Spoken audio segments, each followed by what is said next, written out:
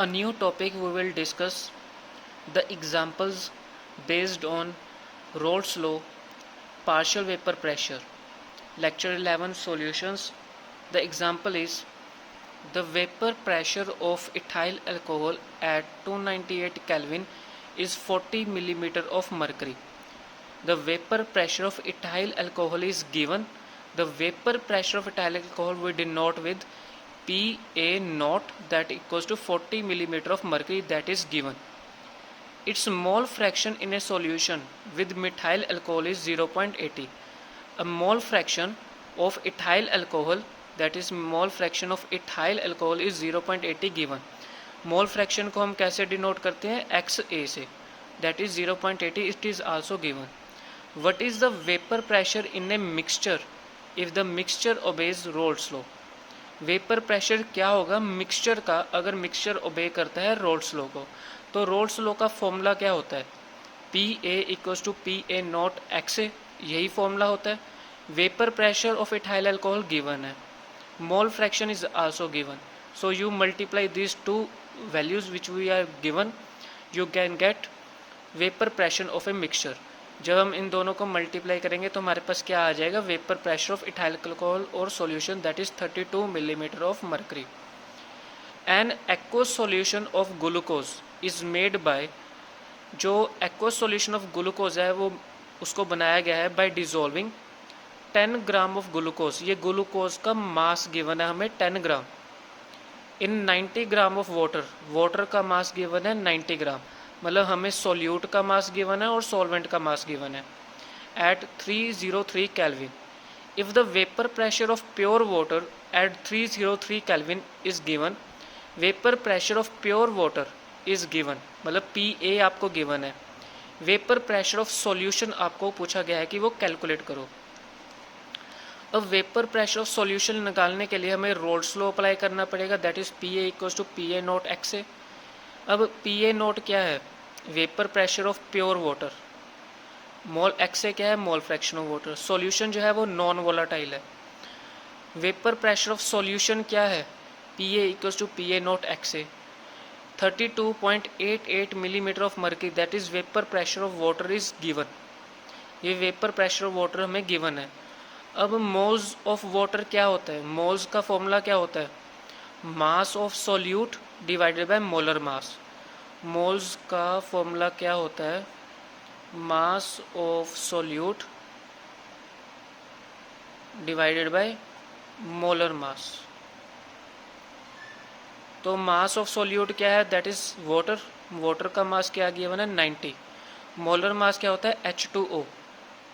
2 multiply 1 plus 16 equals to 18 that is 5.0. Moles of glucose, mass of glucose given है 10 gram और इसका क्या हो जाएगा, molar mass of glucose that is 6 multiply 12 plus 12 multiply 1 plus 6 multiply 16. तो ये हमारे पास आ जाएगा 0.0556. मोल फ्रैक्शन ऑफ वाटर कैसे निकालेंगे, मोल फ्रैक्शन ऑफ वाटर. तो मोल फ्रैक्शन ऑफ वाटर निकालने के लिए क्या करेंगे, XA हमारे पास क्या है 5.0 divided by XA plus XB. XA क्या होता है, मोल फ्रैक्शन. मोल फ्रैक्शन होता है XA divided by XA plus XB. Okay, तो XA की वैल्यू है ये हमारे पास 5.0. मोल fraction of water, moles of water divide plus moles of glucose. तो ये हमारे पास मोल फ्रैक्शन आ गई. तो वेपर प्रेशर कैसे कैलकुलेट होगा,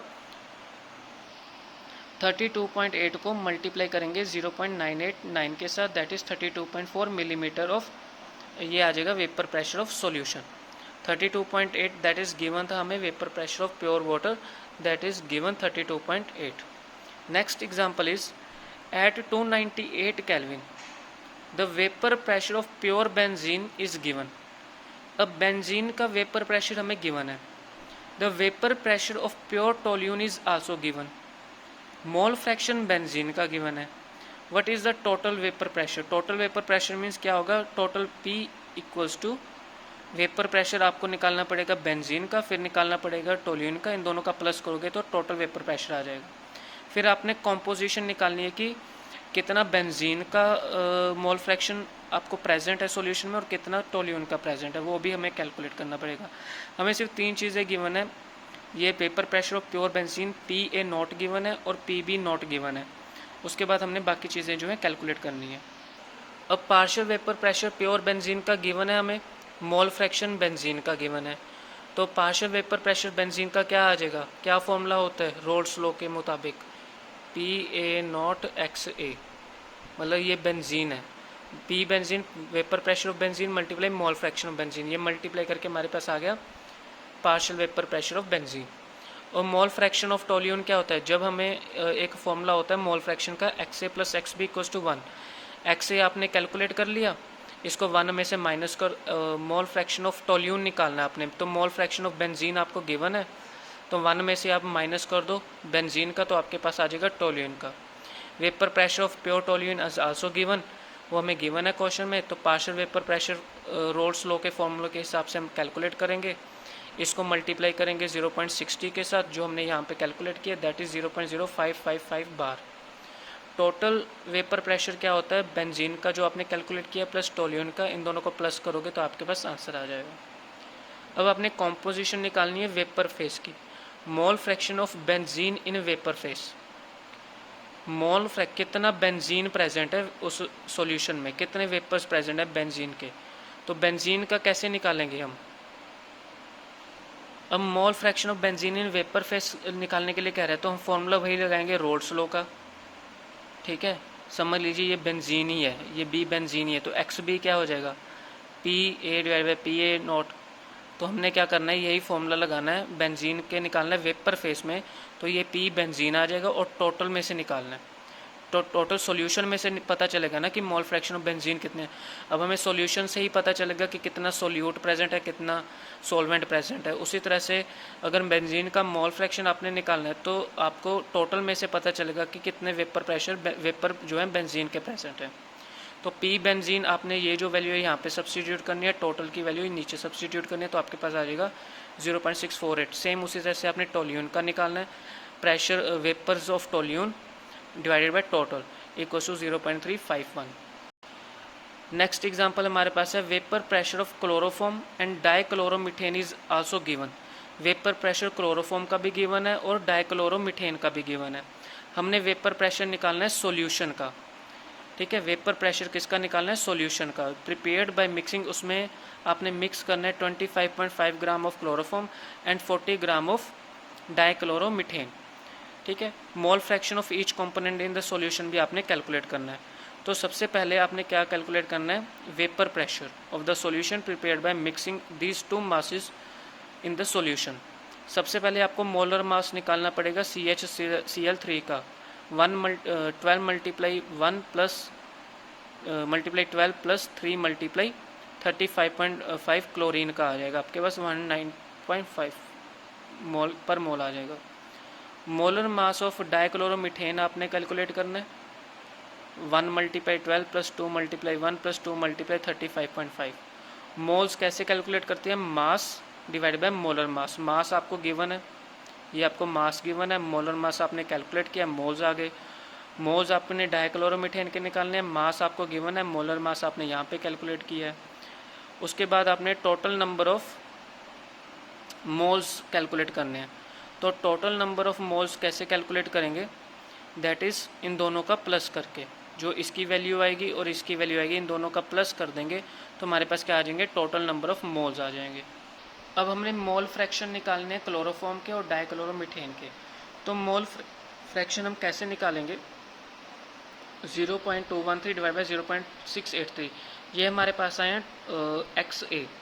आपके पास फॉर्मूला आएगा XCHCl3। मोल फ्रैक्शन कैसे निकालते हैं, XCHCl3 प्लस मतलब ये नंबर ऑफ मोल्स जो आपने अभी कैलकुलेट किया, mass upon molar mass, N divided by CH2Cl2 dichloromethane. तो इन दो ये भी आपने कैलकुलेट किया अभी, NCHCl3 ये आपने कैलकुलेट किया है, NCHCl3 आपने कैलकुलेट किया 0.213 डिवाइडेड बाय आपने करना है टोटल के साथ 0.683 के साथ। आप चाहो तो ये भी कर सकते हो, फॉर्मूला लगा सकते हो, NCHCl3 divided by NCHCl3 plus N, आप फॉर्मूला लगा सकते हो CH2Cl2। तो ये फॉर्मूले की वैल्यूज़ आप यहाँ पे सब्सटीट्यूट करोगे तो आपके पास क्या आ जाएगा XCHCl3। सेम ऐसे ही जब आप XCHCl2 कैलकुलेट करोगे तो आप लिखोगे यहाँ पे NCHCl2 divided by NCHCl2 plus NCH2Cl2 NCHCl3। तो ये वैल्यूज़ आपने यहाँ पे सब्सटीट्यूट करना है। ये आपने NCHCl3 निकाला है और ये आपने NCH2Cl2 निकाला है। इसके बाद आपके पास क्या आ जाएगा, मोल फ्रैक्शन आ जाएगा।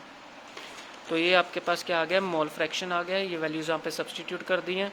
उसी तरह से आप अब आपने रोल्स लॉ का फॉर्मूला लगाना है और वेपर प्रेशर निकालना है क्लोरोफॉर्म का। तो पार्शियल वेपर प्रेशर निकालना है। तो ये वेपर प्रेशर को मल्टीप्लाई करोगे मोल फ्रैक्शन के साथ। जो वेपर प्रेशर है वो आपको गिवन है स्टेटमेंट में। उसी तरह से आप PCH2Cl2 निकाल लेंगे। तो जो भी आपके पास आंसर आएगा इन दोनों को प्लस करेंगे तो टोटल वेपर प्रेशर आ जाएगा। अब मोल फ्रैक्शन में वेपर फेस कैसे निकालते हैं, जो YCHCl3 निकालेंगे, PCHCl3 जो आपने कैलकुलेट किया है 62.4 वेपर्स निकालने हैं टोटल में से। टोटल आपके पास क्या है 347.9। जब आप वेपर फेस में मोल फ्रैक्शन कैलकुलेट करेंगे तो आपको पता होना चाहिए कि कितने वेपर्स बने हैं टोटल में से, ठीक है। तो जब आप डिवाइड करेंगे तब आपके पास आएगा YCHCl3। उसी तरह से CH2Cl2 आपने कैलकुलेट करना है कितने वेपर्स बने डाइक्लोरोमीथेन के टोटल में से। तो आप डिवाइड करेंगे 0.82 आ जाएगा। What are colligative properties. Colligative properties क्या होती हैं, the properties of the solution जो डिपेंड करती हैं on the number of solute particles but not on the nature of solute, ठीक है।